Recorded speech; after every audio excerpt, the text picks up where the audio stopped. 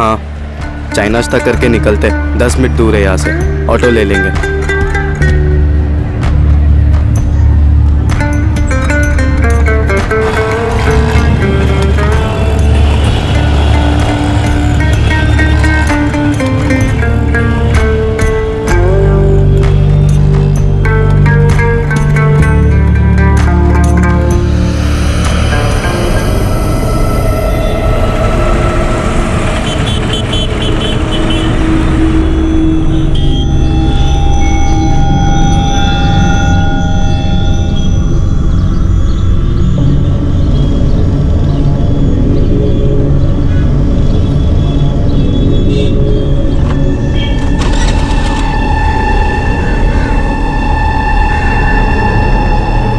Licence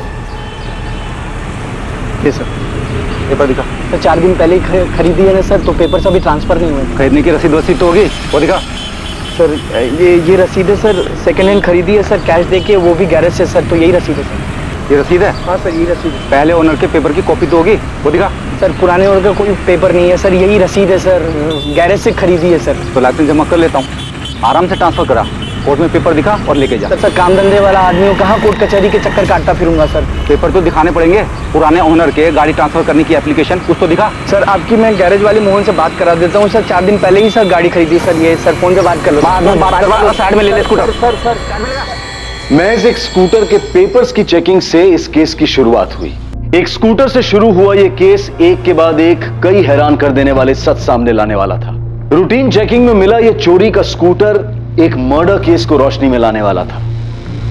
साहब ये scooter तो पिछले हफ्ते प्रदीप छोड़ के गया था, बोला उसके किसी ग्राहक का है, बेचना है, तो मैंने उसे सेल वाली लाइन में लगा दिया।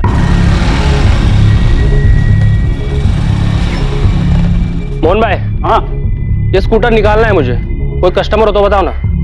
तू चाबी रख के जा, मैं चला के देखता हूँ, बाद में बताता हूँ कितने में जाएगा। प्रदीप कौन? पूरा नाम बता। प्रदीप गोरडिया। स्कूटर राजदीप भाई को बेचा है और पेपर तो प्रदीप ही ट्रांसफर करके देने वाला था। प्रदीप स्कूटर छोड़ के गया था, तो मुझे याद आया कि राजदीप भाई को भी स्कूटर चाहिए था, तो मैंने उन्हें फोन करके बुला लिया। साहब राजदीप भाई ने स्कूटर चला के देखा, उन्हें पसंद आया, उन्हें दाम भी सही लगा, तो उन्होंने कैश देके खरीद लिया। फोन नंबर दे प्रदीप गोरडिया का, उसने तुझे गाड़ी के असली ओनर के पेपर दिए? नहीं साहब, मैं आपको नंबर देता हूँ। सर इस प्रदीप गोरडिया की तो लंबी चौड़ी हिस्ट्री निकली। हरीश से पता करो स्कूटर का स्टेटस क्या है, ये स्कूटर भी तो चोरी का नहीं है। हरीश भाई, जीजे 10X5872 नंबर की कोई गाड़ी नहीं है, जाली नंबर है ये। लगाई था मुझे। चौहान भाई मैंने जो चेसिस नंबर दिया उसे चेक कराइए, ये प्रदीप गरोड़िया बाइक चोर है, पक्का स्कूटर चोरी का है। बिल्कुल सही कह रहे हैं आप, चेसिस के नंबर से रजिस्ट्रेशन निकाला मैंने। स्कूटर का ओरिजिनल नंबर है GJ 03R24398।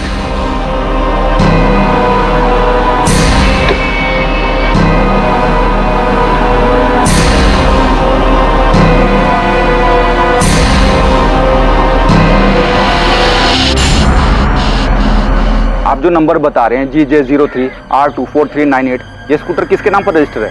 सोनल पटेल। और हाँ, इसमें ऑनर का एड्रेस भी लिखा हुआ है, वृंदावन कॉलोनी का एड्रेस है।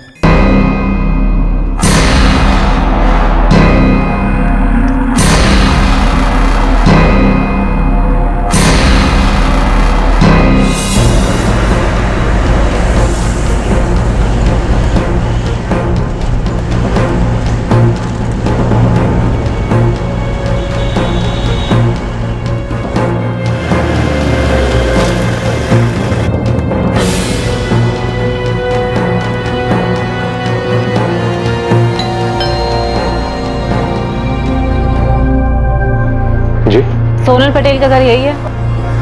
हाँ, छोटी बहन है मेरी। उसका स्कूटर चोरी हुआ है, पर चोरी की रिपोर्ट हमें कहीं नहीं मिली। हमने स्कूटर चोरी होने की कोई रिपोर्ट नहीं लिखवाई। स्कूटर सोनल के नाम ही है ना? बुलाइए उसे, कहाँ है वो? घर पर नहीं है, वो घर छोड़कर भाग गए। हमें तो ये भी नहीं पता था कि स्कूटर चोरी हुई है, हमें लगा कि वो स्कूटर लेकर भाग गई है। सोनल भाग गई तो आपने उसकी रिपोर्ट तो लिखवाई होगी? नहीं लिखवाई। आपने वो रिपोर्ट भी नहीं लिखवाई, क्यों? बोल। साहब मैंने देखा कि 3-4 दिन से वो स्कूटर एक ही जगह पे पड़ा था। किस जगह पे? विमन नगर है ना, उसके गली में।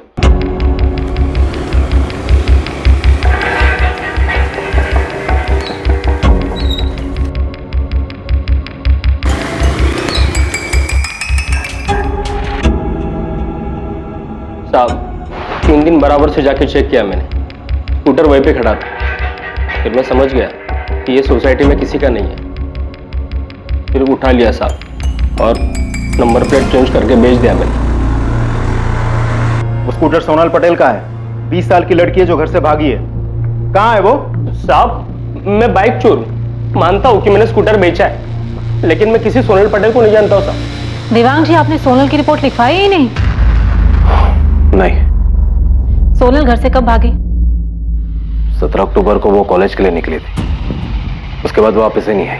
17 अक्टूबर को गई है और अब तक घर नहीं लौटी, और आप लोगों को उसकी कोई फिक्र नहीं है? 18 की शाम को उसका फोन आया था, कहने लगी कि वापस नहीं आएगी। सोनल बेटा, कहाँ है तू? तुझे पता कितना परेशान है हम यहाँ कि तू। हेलो बेटा, तू कहाँ है? तू ठीक तो है ना? तू बता, मैं आता हूँ तुझे लेने के लिए। पापा, मैं दिल्ली में हूँ और बहुत खुश हूँ। अब मैं वापस घर नहीं आऊंगी। क्या बेटा, तू ऐसा कैसे कर सकती है? इतनी सेल्फिश कैसे हो सकती है? मैं सेल्फिश नहीं हूँ, मैं बस अपनी जिंदगी अपनी पसंद से और अपनी खुशी से जीना चाहती हूँ। पापा देख बेटा, तू अभी सिर्फ 20 साल की है। तुझे समझ में नहीं आ रहा कि तू क्या कर रही है। बेटा, ये घर छोड़कर जाना जो है बेवकूफी है। तू वापस आ जा। मैं भी आपसे यही कह रही हूँ, मैं 20 साल की हो चुकी हूँ, अपना अच्छा बुरा समझ सकती हूँ पापा। और अब मैं तभी वापस आऊंगी जब मुझे ये यकीन हो जाएगा कि आप लोग मुझे मेरे फैसले के साथ एक्सेप्ट करोगे। तब तक के लिए प्लीज मुझे ढूंढने की कोशिश मत करना। मैं जहां भी हूँ बहुत खुश हूँ। प्लीज पापा। बेटा सोनल, हेलो हेलो।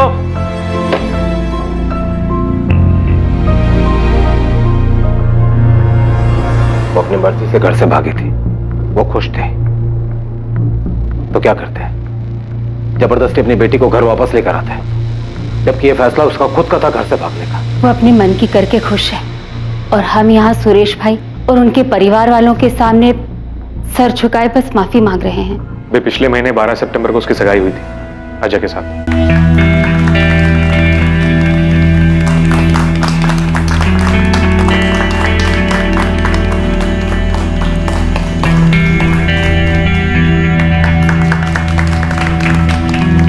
हमें कभी नहीं लगा था कि सोनल इस तरह घर छोड़ के भाग जाएगी। हमें तो ये भी नहीं पता था कि वो स्कूटर लेके गई है या स्कूटर छोड़ के गई। स्कूटर तो हमें मिल गया, पर सोनल नहीं। सोनल के घर से भाग जाने की कोई खास वजह? देखिए, सोनल की एंगेजमेंट हो चुकी थी, तो जाहिर सी बात है कि वो इस रिश्ते से खुश नहीं थी। सोनल का कोई बॉयफ्रेंड? जयेश परमार नाम का कोई लड़का है। पता नहीं आजकल के बच्चों को हो क्या गया है, वो इतने स्वार्थी हो गए कि उन्हें अपनी मनमानी, अपनी मनमर्जी के अलावा कुछ दिखाई नहीं देता। स्कूटर कहां से मिला आपको? पेपर चेकिंग में पकड़ा गया। बाइक चोर ने नंबर प्लेट बदल के उसे बेच दिया था। वैसे अगर स्कूटर की कंप्लेन लिखानी है तो मैं लिखा देता हूँ। सर, ऐसा लगा जैसे सोनल की फैमिली सोनल के बारे में बात ही नहीं करना चाहती। सोनल के भाई योगेश ने सोनल की बात काटी और स्कूटर की बात शुरू कर दी। लड़की बालिग है, 20 साल की। Yes sir. और लड़का?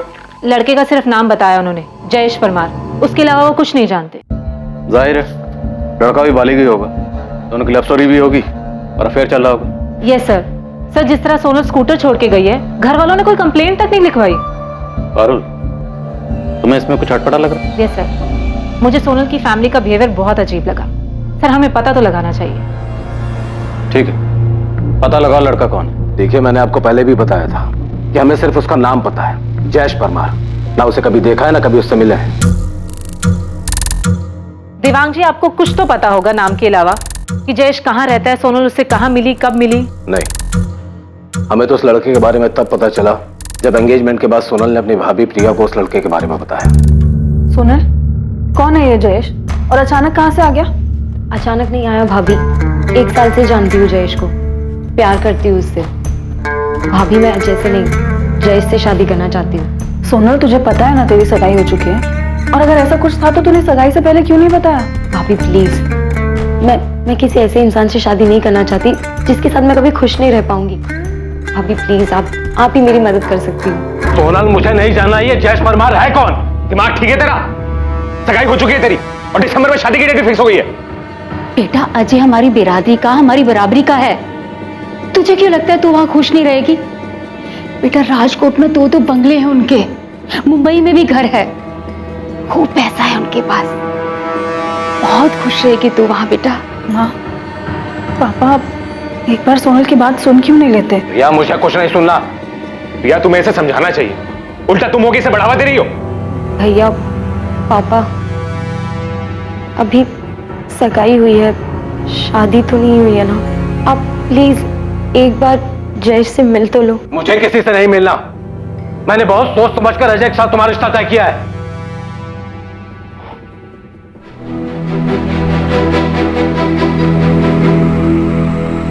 बेटा, मैं बाप हूं तुम्हारा। अरे तुम्हारा बुरा नहीं चाहूंगा। जयेश वैस जो भी है ना, सब भूल जाओ और इतना याद रखो कि अजय तुम्हारा होने वाला पति है। देख बेटा, राजकोट में हमारी और अजय के पापा की इज्जत है, नाम है। अरे क्या कुछ नहीं सोचा तेरी शादी के लिए? अरे तेरे धूमधाम से शादी करेंगे कि पूरा शहर देखता रह जाएगा? तो फालतू की बातें सोचना बंद कर और शादी की तैयारी कर। संभालो इसे। हमें लगा वो समझ गई, उसे इस शादी से कोई प्रॉब्लम नहीं है। हमें तो इस बात का भी अंदाजा नहीं था कि वो उस लड़के के साथ भाग जाएगी। देवांग जी, आपको कैसे पता कि सोनल जयेश के साथ ही भागी? इसमें पता होने वाली क्या बात है? यही कि क्या वो वाकई में ही भागी है? देखिए मैडम, आप हमारे जले पर नमक छिड़क रही। मेरी बेटी, जिसकी खुशी के लिए मैंने क्या कुछ नहीं किया, उसे एक मिनट भी अपनी फैमिली के बारे में नहीं सोचा और उस लड़के के साथ भाग गई। वो जहां भी रहे खुश रहे, मुझे कोई दिक्कत नहीं। पर मैडम, मेरी आपसे रिक्वेस्ट है, ये मेरा फैमिली मैटर है, प्लीज आप इसमें दखल ना दें।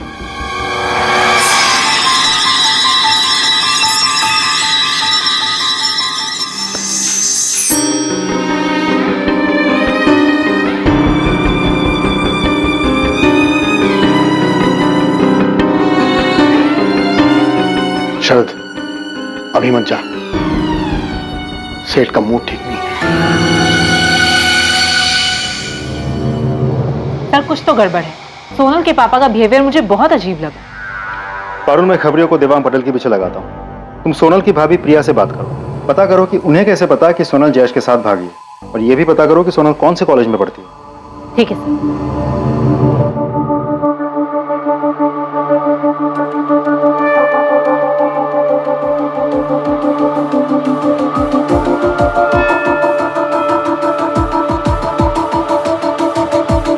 प्रिया, assistant sub inspector Parul Sangvi, मुझे सोनल के बारे में तुमसे कुछ बात करनी। हाँ मैम, सोनल जयेश के साथ ही भागी है। प्रिया, तुम्हारी पूरी फैमिली को कैसे पता कि सोनल जयेश के साथ ही भागी है, जबकि तुम्हारी फैमिली ये नहीं जानती कि जयेश कौन है, कहाँ से है?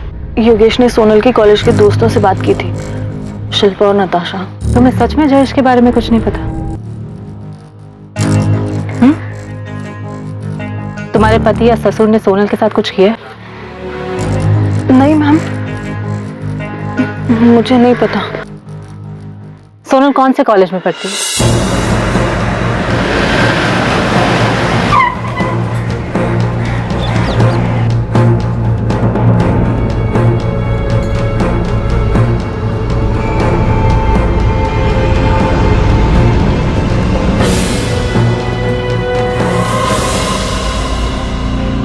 हाँ मैम, सोनल के भैया ने मुझे कॉल किया था और जिस दिन से सोनल ने कॉलेज आना बंद कर दिया है उसी दिन से जयेश परमार भी कॉलेज नहीं आया था, और मैंने ये बात योगेश भैया को बताई भी थी। तो इसका मतलब उन दोनों ने भागने की प्लानिंग पहले से ही कर रखी थी?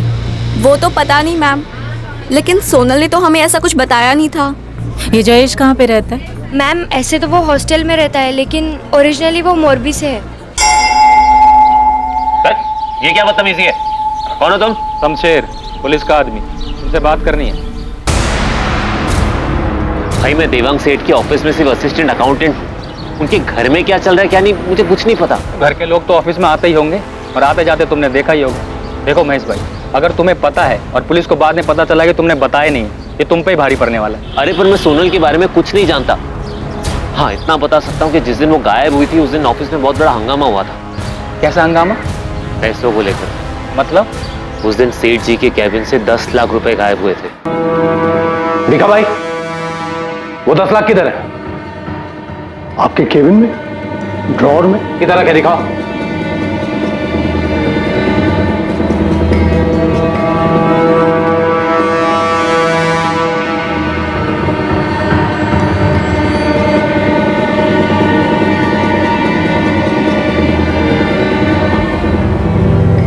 सेठ, पैसे तो यहीं रखे थे, एक बड़े से एनवेलप में। मैंने खुद अपने हाथों से रखे थे। रखे थे तो दो ना। पैसे तो यहीं थे, लेकिन अभी वो है ही नहीं। तो गए कहां पैसे?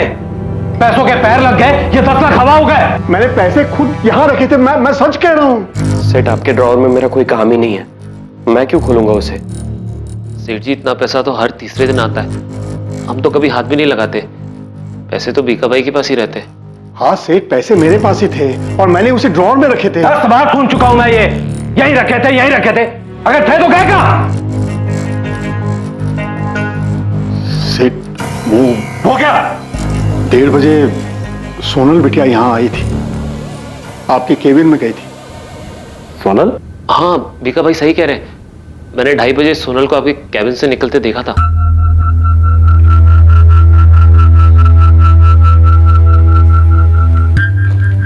सोनल यहाँ क्यों आई थी? वो मेरे केबिन में क्या कर रही थी? उसने कहा कि उसे आराम करना है। अरे सोनल बेटिया, जय श्री कृष्ण। आज तुम यहाँ कैसे? जय श्री कृष्ण काका। वो मेरी ना क्लास है एक्चुअली 2:30 बजे, तो 1 घंटा है मेरे पास, सोचा ऑफिस आकर पापा के कैबिन में आराम कर लूं। लेकिन सेठ तो आज ऑफिस में नहीं है, साइट पर गए हैं। ओ ठीक है, तो आप कैबिन खुलवा दीजिए, मैं थोड़ी देर आराम करके चली जाऊंगी। ठीक है।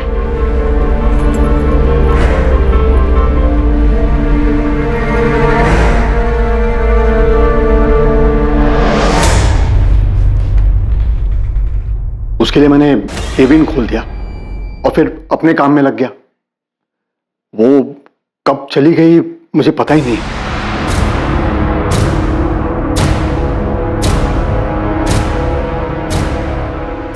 આપ જે નંબરનો સંપર્ક કરવા માંગો છો એ ઉપલબ્ધ નથી। सोनल का फोन बंद आ रहा है। दिखा भाई, सोनल मुझसे बिना पूछे 10 लाख रुपए लेकर जाएगी। सेठ मुझे सचमुच नहीं पता क्या हुआ था। सेठ मैंने तो सोनल को जाते वक्त भी नहीं देखा। सेठ जी बहुत परेशान थे, तभी के तभी ऑफिस से निकल गए। सोनल उसी दिन गायब हुई थी क्या? हाँ, हमें अगले दिन पता चला कि सोनल भाग गई है। सच में भाग गई है? हाँ, हमें तो यही पता है किसी जयेश परमार नाम के लड़के के साथ भागी है। ये जयेश परमार की लीव एप्लीकेशन, 15 अक्टूबर से वो छुट्टी पे। लेकिन इस एप्लीकेशन में लिखा है कि जयेश ने अपने कजन की शादी के लिए छुट्टी ली थी। हमें भी यही बताया था उसने। Jayesh Parmar 3rd year commerce और Sonal Patel 2nd year commerce की स्टूडेंट है। अभी जब आपने बताया तो हमें पता चला कि वो दोनों भाग गए हैं। सोनल पटेल के क्लासमेट नताशा और शिल्पा ने भी हमें कुछ नहीं बताया। सर मुझे जयेश परमार के मौलवी वाले घर का एड्रेस मिल सकता है? अब ये मामला थोड़ा सीरियस लग रहा है। सीरियस तो है साहब। सर स्कूटर की चोरी की कार्रवाई तो चल ही रही है, लेकिन मुझे लगता है हमें सोनल और जयेश के गायब होने की जांच भी करनी चाहिए। साहब ये मामला बहुत अजीब है। उधर लड़की गायब है, लेकिन उसकी फैमिली में से किसी ने भी मिसिंग कंप्लेन नहीं की, और लड़के की फैमिली में क्या हो रहा है ये भी किसी को नहीं मालूम। हाँ पर कॉलेज से कुछ पता चला? सर जयेश ने 15 अक्टूबर से 15 दिन की छुट्टी की एप्लीकेशन दी थी अपने किसी कजन की शादी में जाने के लिए, लेकिन सर उसका ऐसा कोई कजन है ही नहीं, और जयेश के माँ बाप को तो ये आइडिया भी नहीं है कि उनका बेटा जयेश हॉस्टल में नहीं है। मतलब कॉलेज वालों को ये लगता है कि वो छुट्टी पे घर गया है और घर वालों को लगता है कि वो हॉस्टल में है। जी सर। सर मैं जयेश के माँ बाप से मिलने मोरबी जा रही हूँ। सर पक्का यहाँ कुछ तो बहुत बड़ी गड़बड़ है।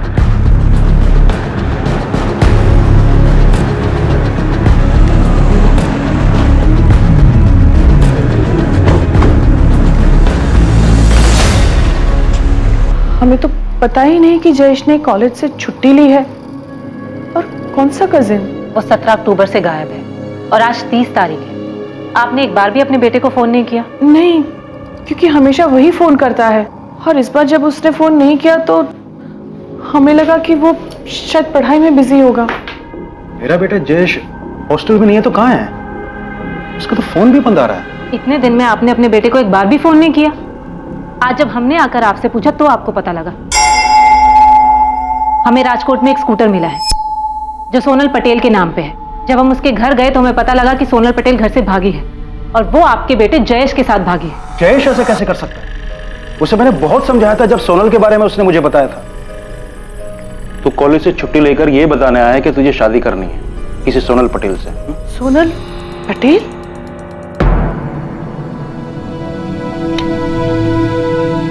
मुझे पता है ना तू क्या है।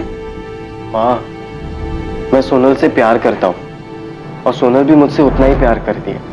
मैं उससे शादी करना चाहता हूँ और वो भी मुझसे शादी करने के लिए तैयार है। ये शादी तुम्हारी वो सोशल मीडिया की फ्रेंड रिक्वेस्ट नहीं है कि किसी को भी भेज दो। उसके घर वाले तेरा नाम सुनेंगे ना तो सबसे पहले उसे 2 थप्पड़ जमाएंगे और तेरे पीछे लोग छोड़ेंगे 100 अलग। तेरे खबर छे तो शू करे छे? क्या उस लड़की ने अपने घर वालों से बात की है? क्या कहा उसके घर वालों? मना कर दिया। पर पापा, मुझे यकीन है कि अगर आप जाकर बात करेंगे और हाथ मांगेंगे तो... बेटा तुम फालतू के चक्करों में मत पड़। तुझे अपनी पढ़ाई पूरी करनी है, सीए बनना है तुझे। लेकिन पापा, मेरे पास इतना टाइम नहीं है। तब तक सोनल की शादी भी हो जाएगी और मुझे सिर्फ और सिर्फ सोनल से ही शादी करनी है और किसी से भी नहीं। उसके घर वालों ने उसकी सगाई करा दी है। सगाई हो चुकी है उसकी और तू बोल रहा है कि तुझे उससे शादी करनी है? ये क्या बचपना है जयेश? अपनी जगह देख। वो बड़े घर वाले पैसे वाले लोग होंगे। जयेश, हम लोग उनकी बराबरी नहीं कर सकते हैं। तो चुपचाप अपनी पढ़ाई पे ध्यान दे और अपना भविष्य बना। जयेश, क्या सचमुच में उस लड़की के साथ?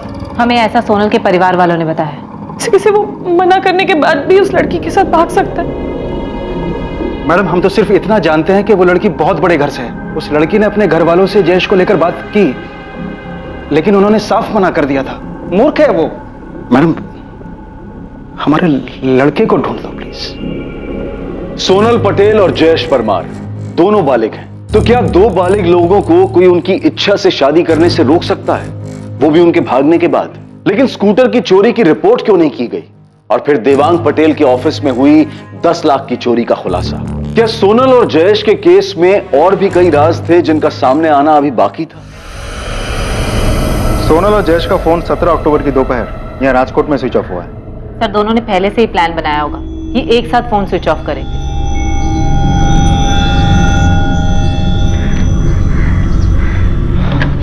सोनल, हमें फोन भी फेंकना होगा।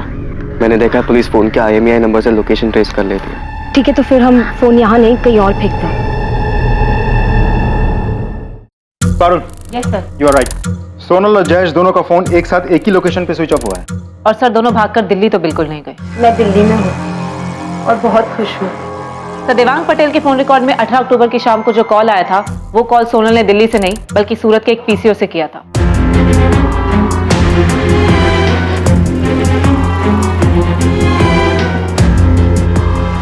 सोनल, अभी तुम अपने घर पे कॉल करो और बोलो कि हम दिल्ली में। ठीक है। सर, उन्होंने जानबूझकर झूठ बोला होगा। उन्हें लगा होगा कि सोनल की पापा उनका पता लगा ले। लेकिन उसके पापा ने तो पता लगाया ही नहीं। सर, वो लोग पुलिस स्टेशन नहीं आए, इसका मतलब ये नहीं ना कि उन्होंने पता नहीं लगाया होगा। पता लगाने के और भी तो कई तरीके हो सकते हैं। देवांग पटेल के कॉल रिकॉर्ड्स कुछ मिला? नहीं सर, कुछ खास। सर, जयेश के फोन रिकॉर्ड से एक नंबर मिला। उससे लगभग हर रोज बात होती थी उसकी। मैंने नंबर ट्राई किया, रिंग जा रही है लेकिन कोई उठा नहीं रहा। मैंने मैसेज छोड़ा इसे। एक बात बताओ, हम इस केस में सिर्फ इसलिए क्राइम ढूंढ रहे हैं क्योंकि एक स्कूटर लवारिस पड़ा हुआ मिला। सर, जयेश के माँ बाप ने मोरबी में जयेश की मिसिंग कंप्लेंट दर्ज करवा दी। पारुल, तुम्हें शुरू से इस केस में गड़बड़ लग रही है ना? यस सर, अब तो मुझे और भी यकीन हो गया कि कुछ तो गड़बड़ है। सर, लड़की की फैमिली लड़के के अगेंस्ट थी। लड़की की सगाई होती है, उसके बाद वो घर से भाग जाती है और उस लड़के के साथ जो किसी भी मायने में उसकी बराबरी का नहीं है। सर, अगर क्राइम नहीं भी हुआ है तो भी हमें पता तो करवाना ही चाहिए कि सोनल और जयेश सेफ हैं या नहीं।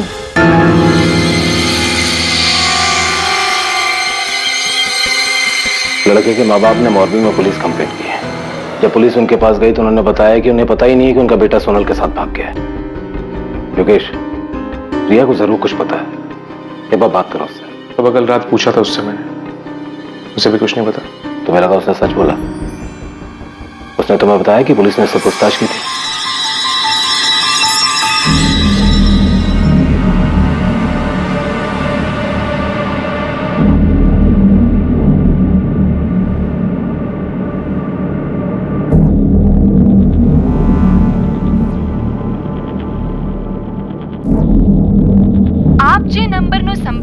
કરવા માંગો છો એ ઉપલબ્ધ નથી.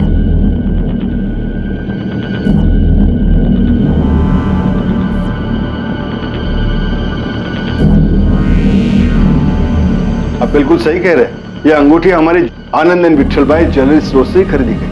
काशीराम जी, आप मुझे बता सकते हैं कि अंगूठी आपकी किस ब्रांच से किसने और कब खरीदी?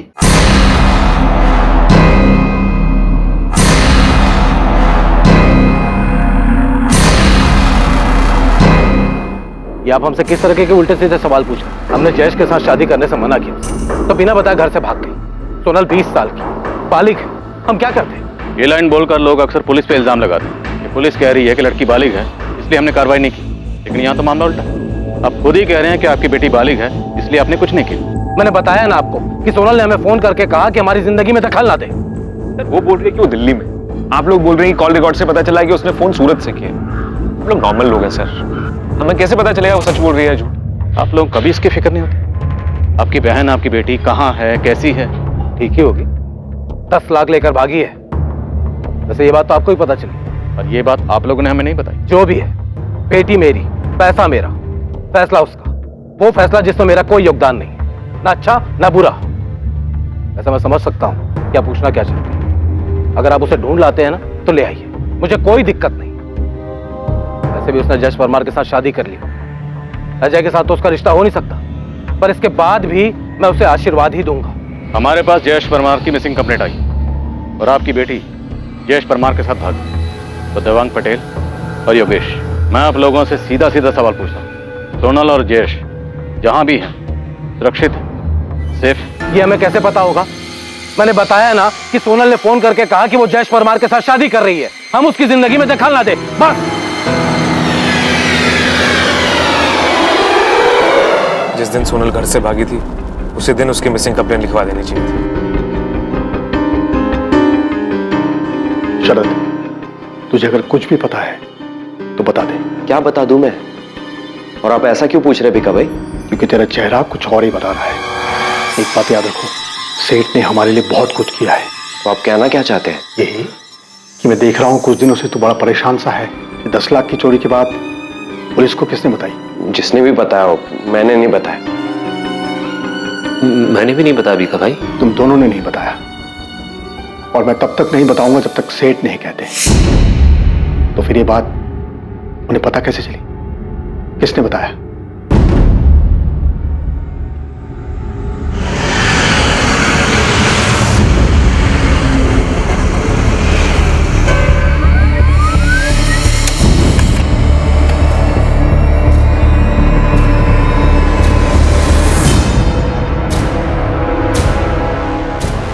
सर, आप जिस अंगूठी की बात कर रहे हैं वो इसी लड़की ने हमारी राजकोट वाली ब्रांच से खरीदी थी।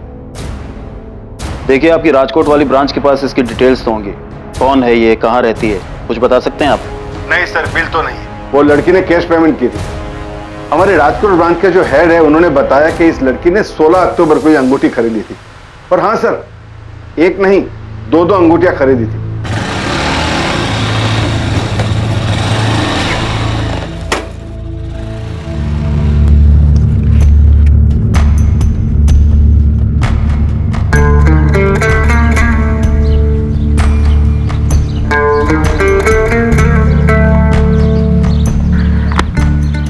ये देखो, ये रिंग मैं तुम्हें पहनाऊंगी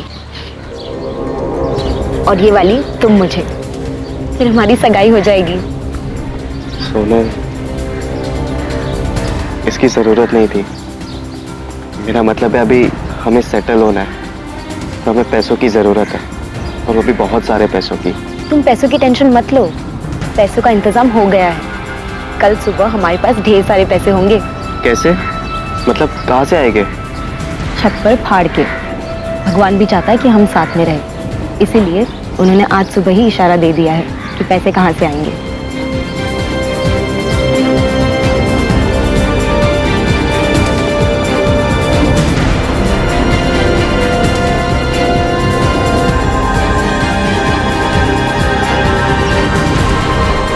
रवि, इस लड़की ने ये अंगूठी राजकोट से खरीदी थी। फौरन अपनी एक टीम लगाओ और पता करो कि ये लड़की कौन हो सकती है। जी सर।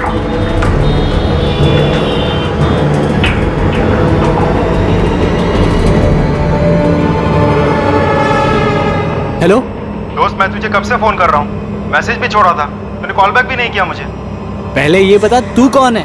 राजकोट से सब इंस्पेक्टर रुपेश भगत बोल रहा हूँ। हाँ जी बताइए, क्यों फोन कर रहे थे? जयेश परमार को जानता है ना तू? तेरी तो फोन पे अच्छी खासी बातचीत हुई थी उससे। हाँ तो आपसे मतलब ये कि जयेश परमार कहाँ है? अपने घर पे होगा मोरबी में या राजकोट में होगा हॉस्टल में, और मैं यहाँ अहमदाबाद में रहता हूँ, यहाँ नौकरी करता हूँ। मुझे कैसे पता होगा कि वो कहाँ है? गायब है वो, सोनल पटेल के साथ भागा है। तू जानता है ना सोनल पटेल को? क्या भाग गया? नहीं, मुझे नहीं पता कि सोनल कौन है। जयेश मेरे बचपन का दोस्त है, एक ही मोहल्ले में रहते हैं हम लोग मोरबी में, एक ही साथ स्कूल पढ़े, लेकिन उसने मुझे कभी इस बारे में कुछ नहीं बताया। मुझे तो अंकल आंटी की फिक्र हो रही है, मैं अभी उनसे बात करता हूँ। तेरी इतनी हिम्मत कि हमसे आकर पूछेगा कि तेरे बेटा कहाँ है? हाँ बिल्कुल पूछेंगे, वो आपकी बेटी है जिसके साथ जयेश भागा है, छोड़ेंगे नहीं हम आपको। अरे केस तो हमें करना चाहिए तुम्हारे खिलाफ, क्योंकि तुम्हारे बेटे ने हमारी सोनल को बहकाया है, फंसा है अपने जाल में। अरे तो किया क्यों नहीं केस? अरे आप लोगों ने तो जानबूझ के रिपोर्ट तक नहीं दर्ज करवाई। पड़े होंगे आप अपने घर में, हमें हमारा बेटा वापस चाहिए। अगर मेरे बेटे के साथ कुछ भी होगा ना तो एक बात याद रखना, मैं भी चुप नहीं बैठूंगा। देवांग सेठ, चल निकल यहाँ से।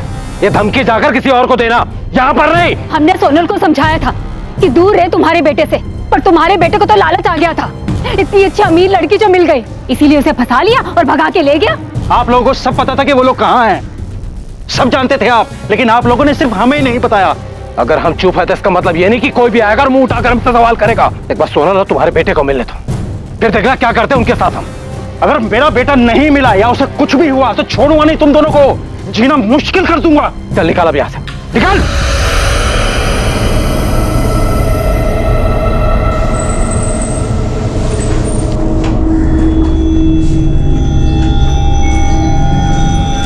अब गांधीनगर क्राइम ब्रांच भी सोनल पटेल को ढूंढ रही है। ये फोटो भेजा उन्होंने।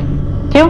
वो क्यों ढूंढ रहे हैं? मैडम 2 दिन पहले 3 नवंबर को गांधीनगर के पास जो मैसाना रोड पे जंगल है, वहां 2 डेड बॉडी मिली।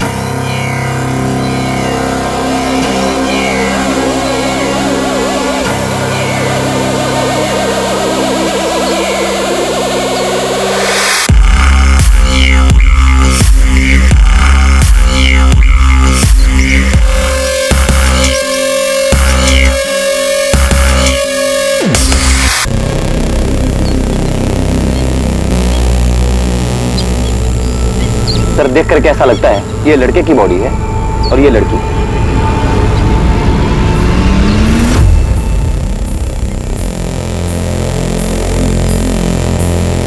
बोला तुम्हारे पास दोनों बॉडीज हैं? हाँ रघुवंशी, दोनों बॉडीज हैं। हम तो कल इनका अंतिम संस्कार करने वाले थे, वो तो लड़की की पहचान हो गई इसलिए रुक गए। लड़की का तो पता चल गया है कि वो सोनल पटेल है, मगर लड़के का अभी कुछ अता पता नहीं है। लड़का जयेश परमार होगा। 17 अक्टूबर को दोनों राजकोट से अपने अपने घर से भागे थे। हम पता करने की कोशिश कर रहे थे कि दोनों सेफ हैं या नहीं। ट्रैफिक पुलिस ने चोरी का स्कूटर पकड़ा था, उसी से केस सामने आया। रघुवंशी, हमें दोनों बॉडीज की पहचान करनी चाहिए, लेकिन दोनों बॉडी बुरी तरह जल चुकी है, इसलिए डीएनए टेस्ट से कंफर्म करना होगा। फिर भी मुझे लगता है कि दोनों की फैमिलीज को बुला के बॉडीज आइडेंटिफाई करवानी चाहिए।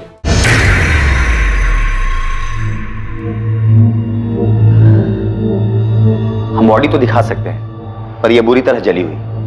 मैं देखना चाहती हूँ।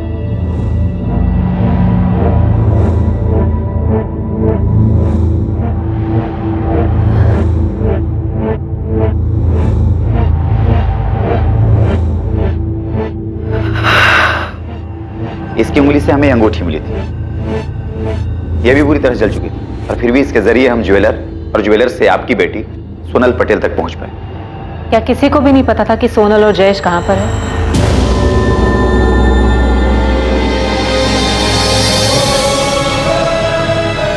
बॉडी पूरी तरह से जली हुई है। हमारा जयेश नहीं, ये मेरा बेटा नहीं है। नहीं। इसे देखकर आप कैसे कह सकते हैं कि ये मेरा बेटा जयेश है? देखिए, पक्के तौर पे तो नहीं बता सकते, लेकिन इनकी बॉडी हमें सोनल पटेल की बॉडी के साथ मिली थी, इसीलिए हमें ऐसा लगता है कि शायद ये जयेश है। नहीं, ये जयेश नहीं है, ये नहीं है मेरा बेटा नहीं। अगर ये जयेश है भी तो भी इसका ये हल किसने किया? किसने मारा इसे? देवांग पटेल और उसके परिवार ने? उन्होंने किया ये? उदय जी, हमारे पास भी बहुत सारे सवाल हैं, बहुत लोगों से पूछने के लिए, क्योंकि अब तक तो हमारे पास सिर्फ एक चोरी का स्कूटर था।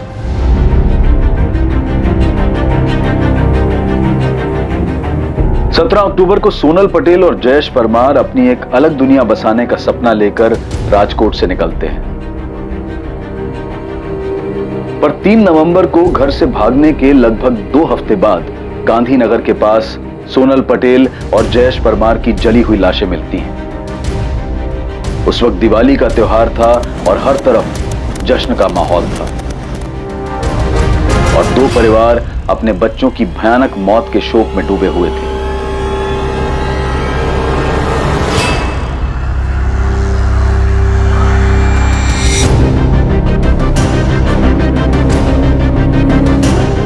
डीएनए टेस्ट से साबित हुआ कि जिस लड़की की जली हुई लाश मिली थी वो सोनल पटेल ही थी और वो लड़का जयेश परमार था।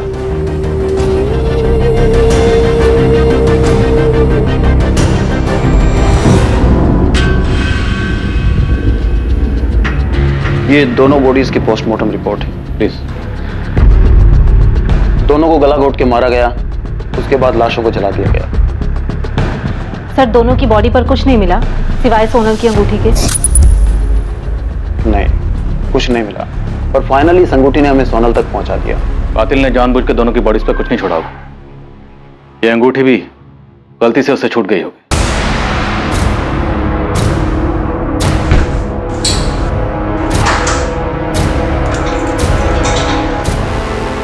सर, ये तो पक्का है कि सोनल और जयेश सूरत में थे, लेकिन फिर भी इन दोनों की डेड बॉडी हमें गांधीनगर में कैसे मिली? मतलब कोई तो है जो जानता था कि ये दोनों कहाँ थे। सोनल ने अपने पिता के केबिन से 10 लाख रुपए चुराए थे। 10 लाख, अच्छी खासी रकम थी उनके पास।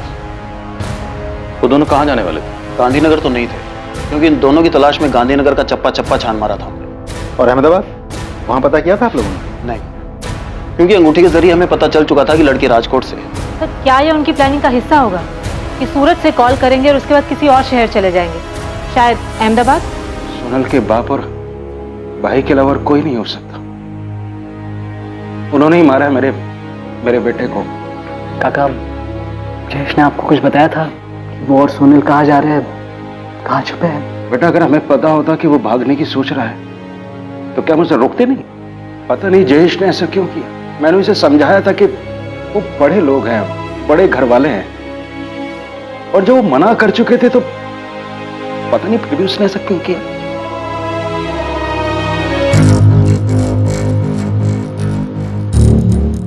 क्या है? बीका भाई, आपसे एक बात करनी थी। पुलिस का एक खबरी शमशेर बहुत दिनों से मेरे पीछे पड़ा हुआ है। अच्छा, तो ही था जिसने 10 लाख की चोरी वाली बात उन्हें बताई है। बीका भाई, मैं क्या करता, मुझे बताना पड़ा। और क्या क्या बताया? नहीं, और कुछ नहीं बताया, पर मुझसे बार बार पूछ रहा था सेठ जी के घर में क्या चल रहा है। सेठ जी और उनके परिवार वाले वैसे ही बहुत दुखी हैं, उन्हें और दुख नहीं पहुंचना चाहिए, इसलिए अपना मुंह बंद रखना सीख।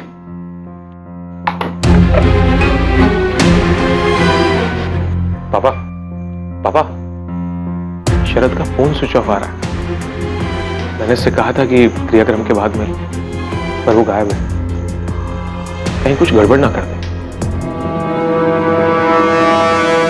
मैं आपको अपना नाम नहीं बता सकती, लेकिन मैं सोनल और जयेश के बारे में कुछ जरूर बता सकती हूँ। क्यों? तुम नताशा पुरोहित हो या शिल्पा अजमेरा?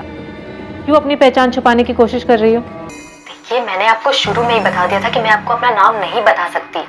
मैं सोनल और जयेश के बारे में कुछ बताना चाहती हूँ। ठीक है, बताओ, क्या बताना चाहती हो? एक आदमी है जो कि घर से भागे लड़के लड़कियों की मदद करता है, उनको रहने के लिए जगह देता है और उनकी फैमिलीज और किसी भी तरह के खतरे से उनको बचाता है। सोनल और जयेश उसी आदमी के पास गए थे। हाय सर, मैं जयेश परमार। मैं सोनल पटेल। जयेश, सोनल, अब तुम दोनों को डरने की कोई जरूरत नहीं। यहाँ पर तुम पूरी तरह से सेफ हो। मैं तुम दोनों को विश्वास दिलाता हूँ कि यहाँ तुम्हें किसी बात का कोई खतरा नहीं। पहेलियों में बातें मत करो, साफ साफ बोलो कि क्या बोलना है। मेरे लिए तुम्हारे बारे में इंफॉर्मेशन निकालना कोई मुश्किल काम नहीं है, और अगर मुझे ऐसा करना पड़ा तो तुम जरूर मुश्किल में आ जाओगे। मैं आपकी मदद कर रही हूँ और आप मुझे ही धमकी दे रही हैं।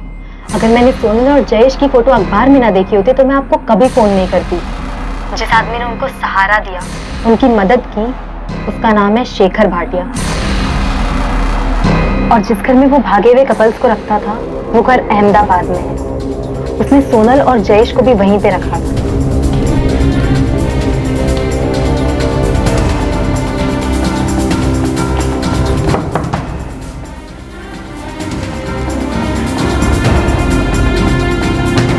सोनल, जयेश, आओ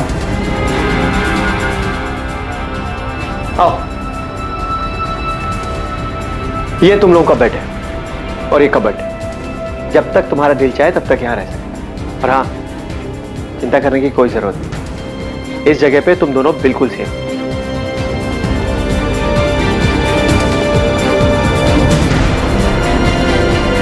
सोनल और जयेश को किसने मारा? पता नहीं।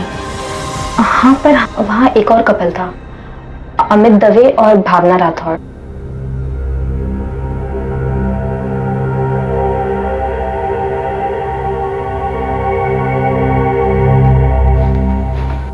भावना, मैं नीचे होकर आता हूँ। ठीक है।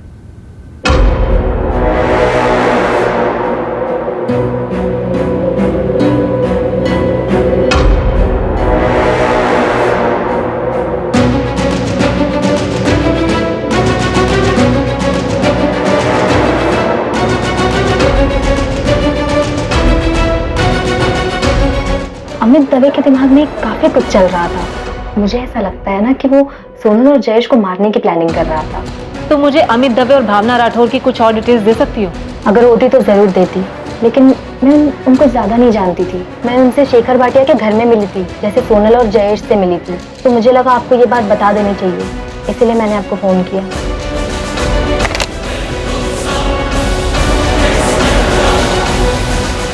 घर से भागा हुआ एक और जोड़ा अमित और भावना जयेश और सोनल का मर्डर करेंगे।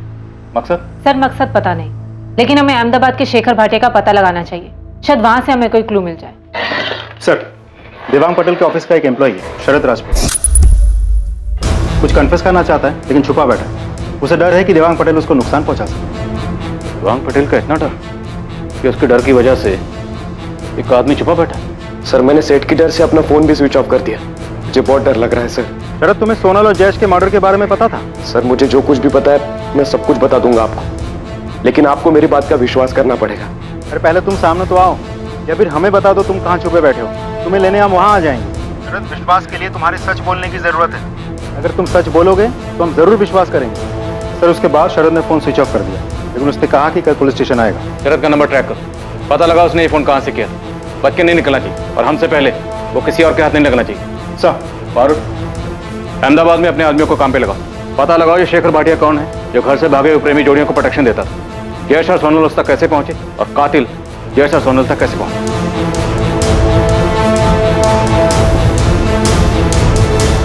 पर नताशा, तूने मुझे ये सब बात पहले क्यों नहीं बताई?